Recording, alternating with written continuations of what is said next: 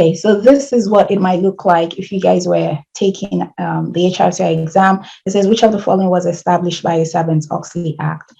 And then you would have to select and say, okay, this was this. Like, they could mess this up to where it's not aligned with the right answer, and you'll have to move it around. So I don't think they'll have as many as this, maybe like 3 or 4, but I just always make you guys do more work. So when you get the HRCI exam, it's easy for you guys to do. So when it comes to stocks, this law, the Sarbanes-Oxley Act, was put in place because of so much fraud that was happening in public companies. So when I say public companies, I mean companies that are publicly traded, companies on the stock exchange. And so SOX does not necessarily apply to private companies, like whereby you're not trading on the stock exchange or publicly traded. So SOX, that could even be a question. SOX does not apply to private companies, it applies to public companies. And when I say public companies, I don't mean government companies, I mean companies that trade on the stock exchange. When a company becomes publicly traded, you can buy stock, they have become public companies. They are subject to the rules and regulations of the SEC, the Securities and Exchange Commission.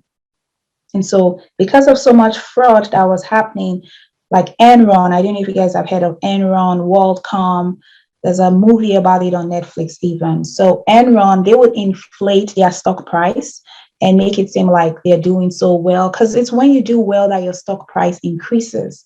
So many people bought those stock prices, even employees bought those stock prices, only to find out that it was an inflation, there was nothing to back it up. And the Congress came into play to say this should not happen again. And they had the Sarbanes-Oxley Act. And this is to make sure that companies do not defraud the system. They have all their financial books accurate. They're not inflating and saying we've made 1 billion when they made 1 million, things like that. So SOX has criminal penalties for executives engaged in shareholder fraud. Now, LMRDA, this is employee relations, but I just put some of those terms so to see if people can identify which is SOX.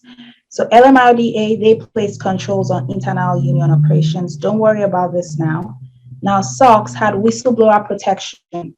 So if an employee goes, whether inside the company to maybe the legal department or even outside the company to the Department of Labor, OSHA is the agency that enforces SOX. So many times people think that the whistleblower protection is enforced by Securities and Exchange Commission. That's wrong.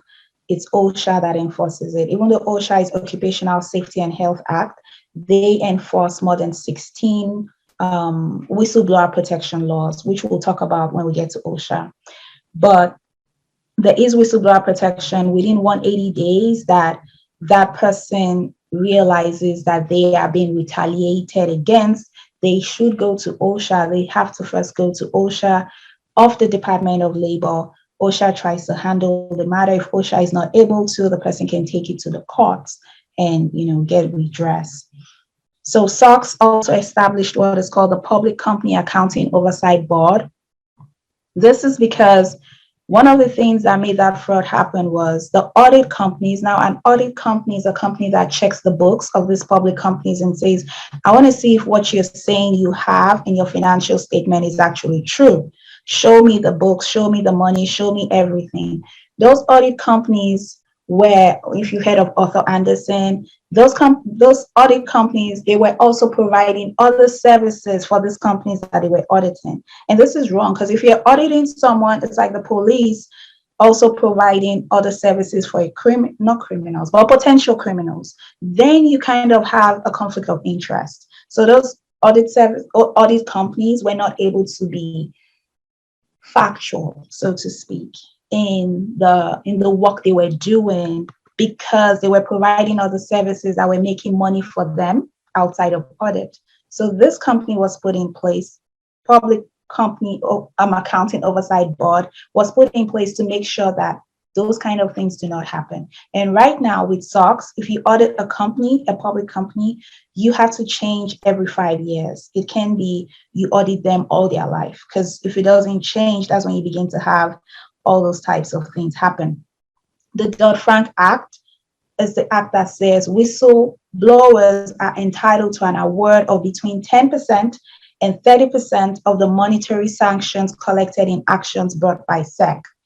So SOX does not say whistleblowers will get money for bringing in that information about what's going wrong, but Dodd-Frank Act says yes. It actually allows whistleblowers to get between 10 and 30%. And if you guys are interested in this thing like I am, you could go to SEC's website and say, you know, whistleblower payouts, and you see millions and millions paid out to people who came to blow the whistle about fraud happening in public companies that they worked in. So SOX requires auditor independence and restrictions.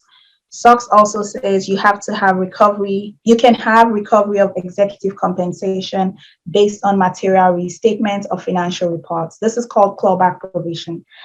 I want to explain this. So this clawback prohibition, what it means is executive compensation is usually determined based on how well the stock of that company does. So Apple, or let me use Microsoft. Microsoft, the stock price for their stock right now is about $300 and something. If people are looking at Microsoft's financial report and they're saying that they're doing so well, that stock price will continue to increase. But if what happened with Enron, whereby they were putting inflated financial reports and the price was going higher, if it's found out now under SOX that, you know what, you guys were inflating the stock price when you actually were not doing well financially, and if the stock price goes higher, the executive compensation, which is based on how well the stock does, so they could say if our stock does so well, you're going to get 30% or you're going to get $30 million. So the executive in that instance now is focusing on anything to make the stock do well, even fraud like Enron. And so they get that $30 million. SOX is saying that if it's realized that you guys, we had to do a restatement, we had to change that financial report because we found out that it was false, that executive compensation that CEO got, we're going to recover that money back. We're going to take that money back. So that's why it's called clawback provision. Now, Fair Credit Reporting Act requires disclosure that the employer would obtain a consumer report. This doesn't have anything to do with SOX.